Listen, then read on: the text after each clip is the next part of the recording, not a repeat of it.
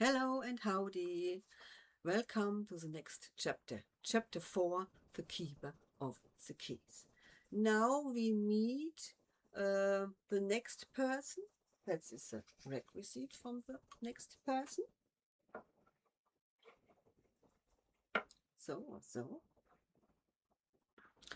This person is not easy to read, but I like it to read.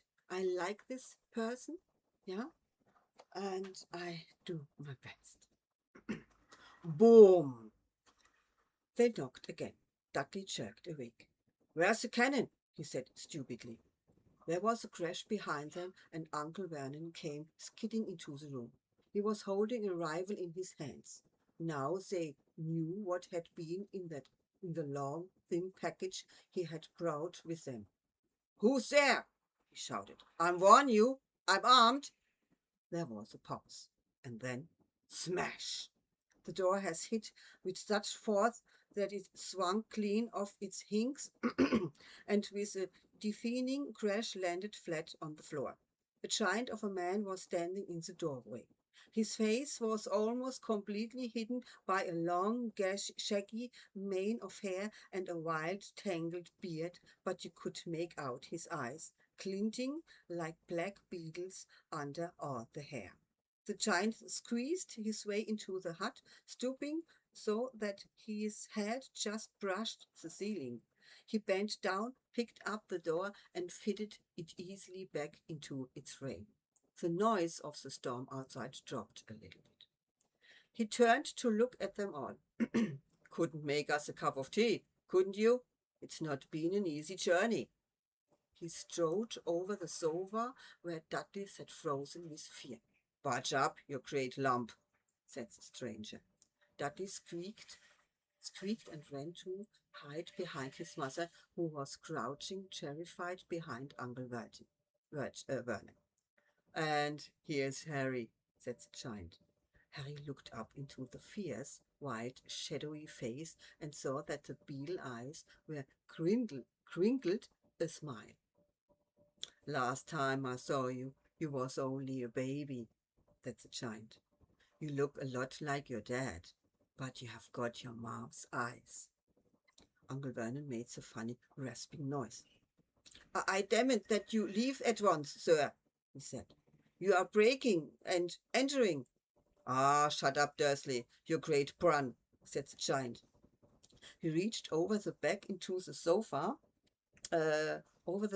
the sofa, jerked the gun out of Uncle Vernon's hand, bent it into a knot as easily as if it had been made of rubber, and threw it into the corner of the room. Uncle Vernon made another funny noise, like a mouse being trodden on. "Ah, anyway, Harry," said the giant, turning his back on the Dursleys. A very happy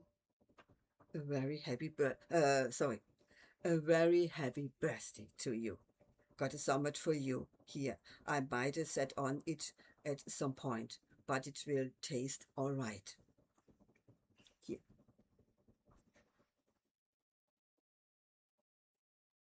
So, happy birthday. That's my favorite cake. So, now, Miss Mick, stop. So, from an inside pocket of his black overcoat, he pulled a slightly squashed box. Harry opened it with trembling fingers. Inside was a large, sticky chocolate cake with "Happy Birthday, Harry" written on it in green icing. Harry looked up at the giant. He meant to say thank you, but the words got lost on the way to his mouth, and what he said instead was, "Who are you?" The giant chuckled. "True, I haven't introduced myself. Rubeus Hagrid, keeper of keys and grounds at Hogwarts." He held out an enormous hand and shook Harry's whole arm. "What about the tea then, huh?" he said, rubbing his hands together. "I had not say no to summit stronger if you have got it, mind." His eyes fell on the empty crate with the shriveled scripts packets in he snorted. He bent down over the fireplace. They couldn't see what he was doing, but when he drew back a second later, there was a roaring fire there. It filled the whole damp hut with flickering light, and Harry felt the warmth wash over him as though he had sunk into a hot bath. The giant sat back down on the sofa, which sagged under his weight, and began taking all sorts things out of the pocket of his coat. So now I start to read, and then I do it by myself. A a copper kettle, a squashed package of sausage, a poker, a teapot. These are herbs. I put it here. And this one is very important. And salt. And this one, yeah, make it here. So, and a lot of keys. And a bottle. And a pen. What's that? Champignons. Yeah, here. Sausage.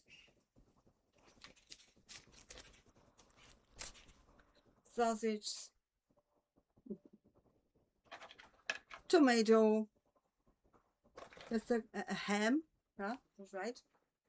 And here, such one. Oh, for the sausage. And I have here a toast with a salad.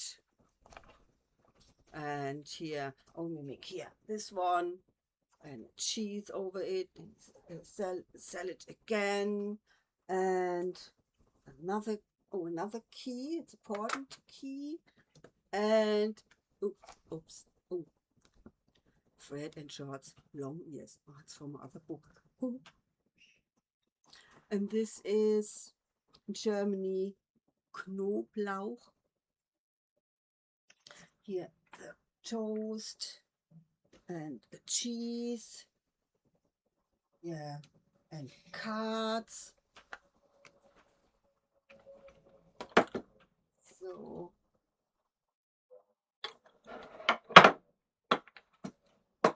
So, and so on and so on.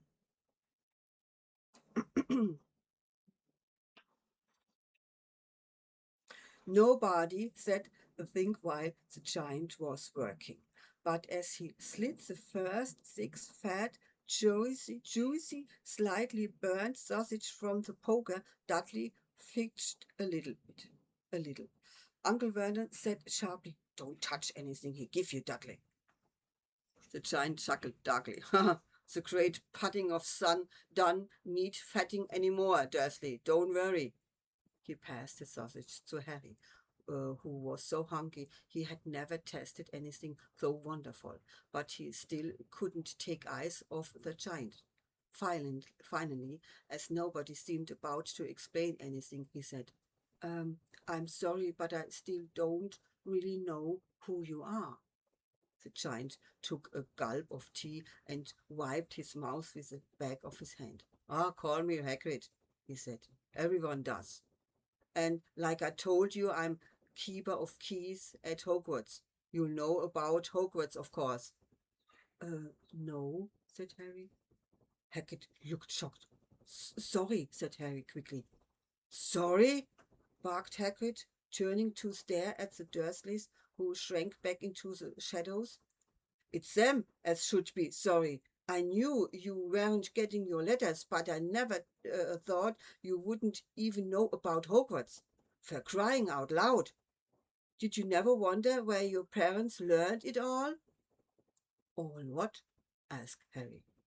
"All what?" Hagrid thundered. "Now wait just a second." He had leaped to his feet.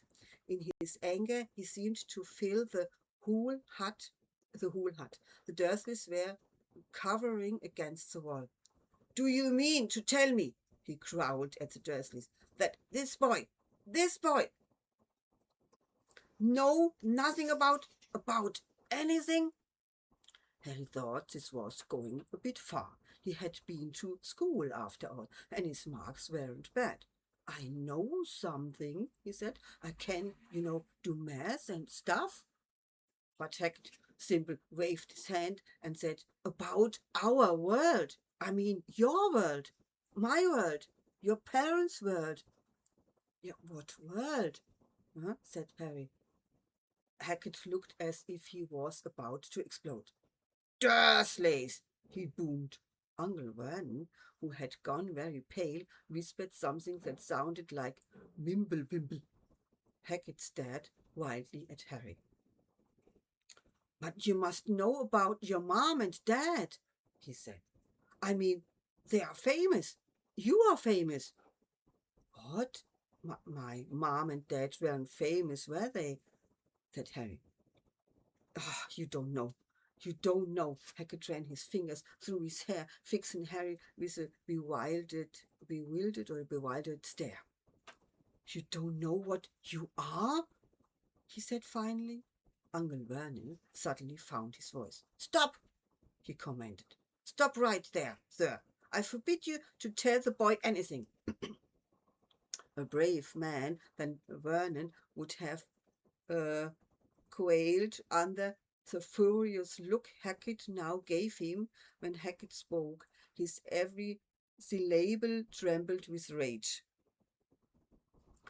Yeah, syllable, yeah, tremble his rage. You never told him? Never told him what was in the letter Dumbledore left for him? I was there. I saw Dumbledore leave it, Dursley, and you kept it from him all these years? Kept what from me? Said Harry urgently. Stop! I forbid you, yelled Uncle in panic. Aunt Petunia gave a gasp of horror. Ah, go boil your heads, both of you, said Hackett. Harry, you are a wizard. There was a silence inside the hut. Only the sea and the whistling wind could be heard. I am what? gasped Harry. A wizard, of course, said Hagrid, sitting back down on the sofa, which groaned and sank even lower. And a thumping good one, I would say, once you have been training up a bit. With a mom and a dad like yours, what else would you be? And I reckon it's about time you read your letter. Harry stretched out his hand at last to take the yellowish envelope addressed in emerald green to this is German, and I did an English one. Mr. H. Potter, the floor, hut on the rock, the sea. He pulled out the letter and read.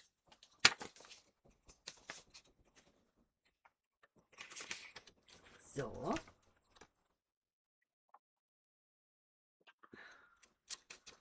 This is my writing.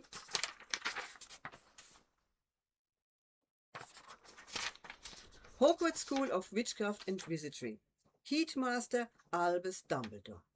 Order of Merlin, First Class, Grand Sorg, Chief Warlock, Supreme Mugwump in the National Confede of Wizards. Dear Mr. Potter, we are pleased to inform you that you have a place at Hogwarts School of Witchcraft and Wizardry. Please find enclosed a list of all necessary books and equipments. Term begins on the 1st September. We await your owl by no later than 31 July. Yours sincerely, Minerva McGonagall, Deputy Headmistress. Question exploded inside Harry's head like fireworks, and he couldn't decide which to ask first. After a few minutes, he stammered. What does it mean, they await my owl? Ah, galloping scagones, that reminds me, said Hackett, clapping a hand on his forehead with enough forces to knock over a cart horse. And from yet another pocket inside, and from yet another pocket inside his overcoat he pulled an owl, a real, live, rather ruffled-looking owl.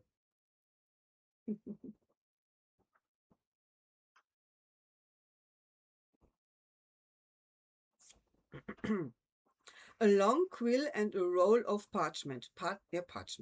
With his tongue between his teeth, he scribbled a note which Harry could read upside down. This is mine. Dear Mr. Dumbledore, giving Harry his letter, taking him to buy his things tomorrow. Weather's horrible. Hope you are well. Hagrid. Hagrid rolled up the note, gave it to the owl, which clammed it in its bag, went to the door and threw the owl out into the storm. Then he came back and sat down and thought this was as normal as talking on the telephone. Harry realized his mouth was open and closed it quickly. Where was I? Said Hagrid. But at the moment, Uncle Vernon, still ashen-faced but looking very angry, moved into the firelight. He's not going, he said. Hagrid grunted. I would like to see a great muggle like you stop him, he said. A what? Said Harry, interested. A muggle, said Hagrid. It's what we called non-magic folk like them. And it's your bad luck you grow up in a family, grow up in a family or the biggest muggle I ever laid eyes on. We swore when we took him in, we'd put a stop to that rubbish, said Uncle Vernon. Swore we had stamped it out of him. Wizard, indeed. You knew? Said Harry. You knew I'm a wizard? And suddenly Aunt Petunia shrieked. Knew? Knew? Of course we knew. How could you not be, by dreaded sister being what she was? Oh, she got a letter just like that and disappeared off that school and came home every holiday with her pocket full of frog spawn, turning teacups into rats. I was the only one who saw her for what she was, a freak. But for my mother and father, no, it was Lily this and Lily that. They were proud of having a witch in a family. She stopped to draw a deep breath and then went ratting on. It seemed she had been wanting to say all this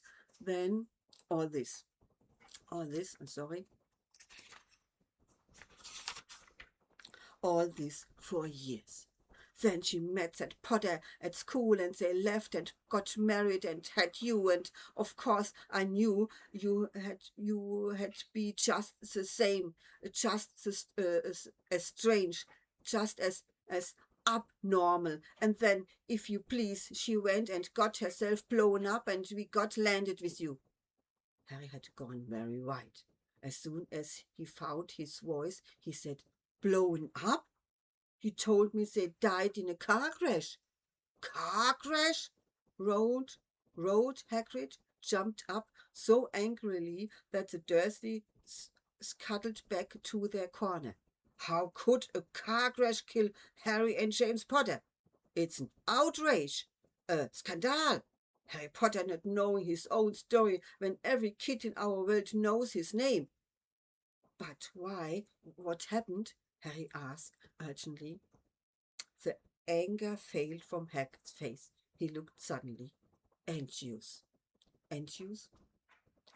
I never expected this, he said in a low, worried voice. I had no idea when Dumbledore told me there might be trouble getting hold of you, how much you didn't know. Ah, Harry, I don't know if I'm the right person to tell you, but someone's got to. You can't go off to Hogwarts not knowing. He threw a dirty look at the Dursleys. Well, it's best you know as much as I can tell you. Mind, I can't tell you everything. It's a great mystery, parts of it. He sat down, stared into the fire for a few seconds and then said, "Ah, it begins, I suppose, with a person called, but it's incredible. You don't know his name. Everyone in our world knows it." Who?" said Harry. "Oh, well, I don't like saying the name if I can help it. No one does." And why not?" said Harry. "Ah, Galvin gargoyles, Harry. People are still scared. Blimey, this is difficult. See, there was this wizard who went bad as you could go. Worse and worse. His name was—" Harry gulped, but no words come out. "Could you write it down?" Harry suggested. "Nah, can spell it." "All right." "Voldemort." Hagrid shuddered. "Don't make me say it again. Anyway, this wizard, about 20 years ago now, started looking for followers. Got them, too. Some were afraid, some just wanted a bit of his power. 'Cause he was getting himself power, all right. Dark days, Harry. Didn't know who to trust. Didn't dare get friendly with strange wizards or witches. Terrible things happened. He was taken over. Curse, some stood up to him, and he killed them. Horrible. One or the only safe places left was Hogwarts. Recon Dumbledore's the only who know who was afraid of. Didn't dare try taking the school, not just then anyway. Now your mom and dad were as good a witch and wizard as I ever knew. Heat boys, heat boy and girl at Hogwarts in their day. Suppose the mystery is why you know who never tried to get on his side before. Probably knew they were too close to Dumbledore. They want anything to do with it. They won't anything to do with the dark side. Maybe he thought he could persuade them. Maybe he just wanted them out away. All anyone knows it. All anyone knows it. He turned up in the village where you was all living. On Halloween's 10 years ago. You was just a year old. He came to your house and Hackett suddenly pulled out a very dirty spotted handkerchief and blew his nose with a sound like a foghorn. "Sorry," he said, "but it's so sad. Knew your mom and dad, and nicer people you couldn't find anyway. You know who killed them. And then, and this is a really mystery of thing, he tried to kill you too. Wanted to make a clean job of it, I suppose, or maybe he just liked killing by then. But he couldn't do it. Never wondered how you got that mark on your forehead. That was not no ordinary cut. That was you get when a powerful evil curse touches you. T- took care, uh, took care of your mom and dad and your house even, but it didn't work on you, and that's why you're famous, Harry. No one ever lived after he decided to kill him. No one expect you, and he'd kid some of the best witches and wizards of the age, the McKinnons, the Bones, the Breviert, and you was only a baby, and you lived. Something, something very painful was going on in Harry's mind as Hagrid's story came to a close.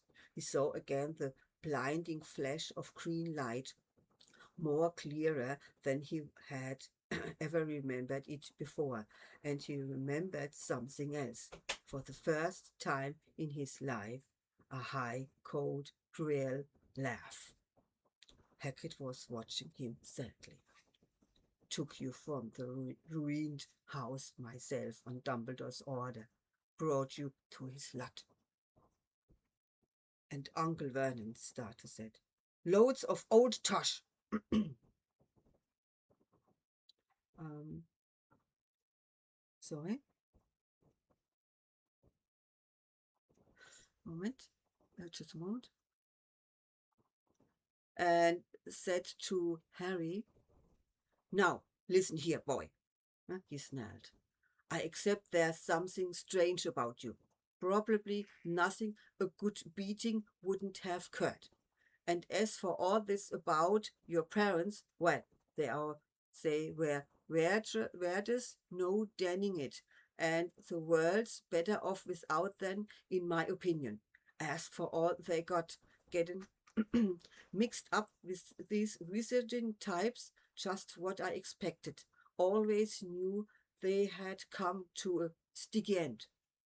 But at the moment, Hackett leaped from the sofa and drew a battered pink umbrella from inside his coat, pointing it this at Uncle like a sword, and he said, "I'm warning you, Dursley.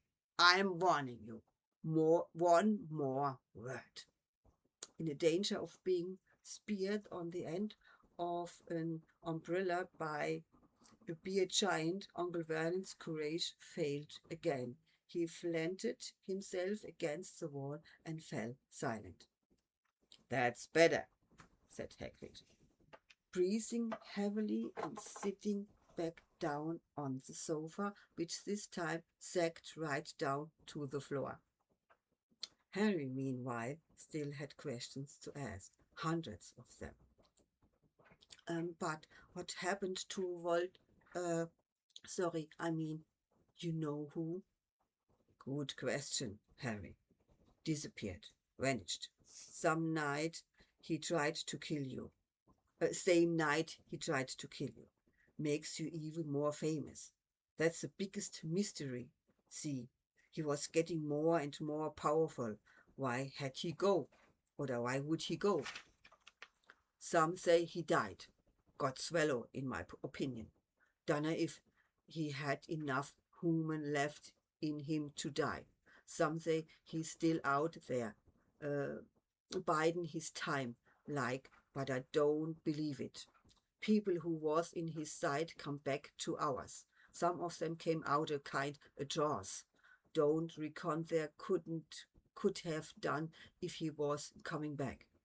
Most of us reckon he's still out there somewhere but lost his power. Too weak to carry on. 'Cause something about you finished him, Harry. There was something going on that night he hadn't counted on. I don't know what it was. No one does. But something about you stumped him all right. Harry looked at Harry with warmth and respect blazing in his eyes. But Harry, instead of feeling pleased and proud, felt quite sure there had been a horrible mistake. A wizard? Him? How could he possibly be? He had spent his life being clouded by Dudley and bullied by Aunt Petunia and Uncle Vernon. If he was really a wizard, why hadn't they been turned into warts, toads, every time they had tried to lock him in his cupboard? If he had once defeated the greatest sorcerer, sorcerer in the world, how come Dudley had always been able to kick him around like a football? And he said quietly, "Hagrid, I think you must have made a mistake. I don't think I can be a wizard." To his surprise, Hagrid chuckled. "No wizard? Huh? Never made things happen when you was scared or angry?" Harry looked into the fire. Now he came to think about it. Every odd thing that had ever made his aunt and uncle furious with him and had happened when Harry, had been upset or angry, gashed by Dudley's gang. He had somehow found himself out of their reach, dreading going to school with that ridiculous haircut.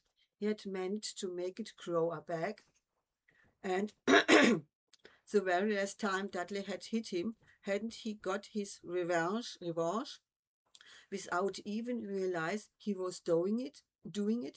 Hadn't he set a boa constrictor on him? Harry looked back at Hackett, smiling, and saw that Hackett was positively beaming at him. See, said Hagrid. Harry Potter, not a wizard. You wait, you'll be right famous at Hogwarts. But Uncle Vernon wasn't going to give in without a fight. Haven't I told you he's not going? He hissed. He's going to Stonewall High and he'll be grateful for it. I've read those letters and he needs all sorts of rubbish. Spell books and wands and... If he wants to go, a great muggle like you won't stop him, crowed Hackett. Stop Lily and James Potter's son going to Hogwarts. You are mad. His name's been down ever since he was born. He's off to the finest school of witchcraft and wizardry in the world. 7 years there, and he won't know himself. He will be with youngest of his own sort, for a change. And he'll be under the greatest headmaster Hogwarts ever had, Albus Dumbledore. I'm not paying for some crackpot old fool to teach him magic tricks, yelled Uncle Vernon. But he had finally gone too far. Hackett seized his umbrella and wheeled it over his head and said, Never, he thundered. Insult! Albus Dumbledore in front of me. He brought the umbrella swishing down through the air to Point Dudley. There was a flash or violet light, a sound like a firecracker, a sharp squeal, and next second Dudley was dancing on the spot with his hands clasped over his fat bottom, howling in pain. When he turned his back on them, Harry saw a curly pig's tail poking through a hole in his trousers. Uncle Vernon roared, pulling Aunt and Dudley into the other room. He cast one last terrified look at Hackett and slammed the door behind them. Hackett looked down at his umbrella and stroked his beard. I think so. Shouldn't lost me temper, he said ruefully, but it didn't work anyway.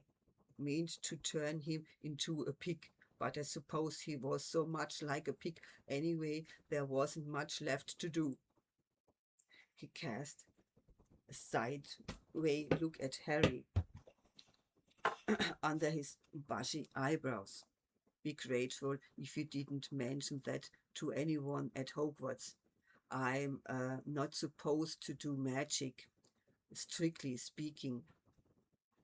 I was allowed to do a bit to follow you and get your letters to you and stuff.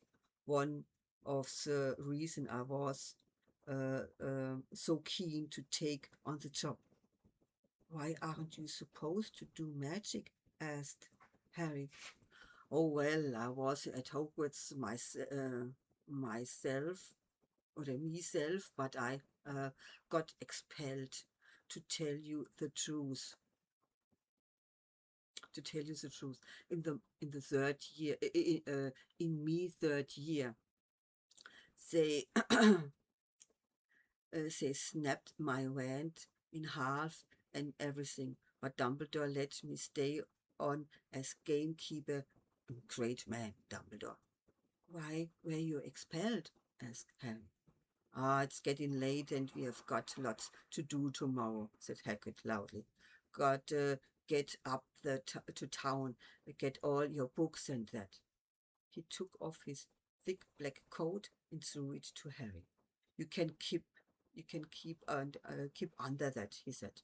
Don't mind if it wriggles a bit. I think I'll still got a couple of dormice in one of the pockets.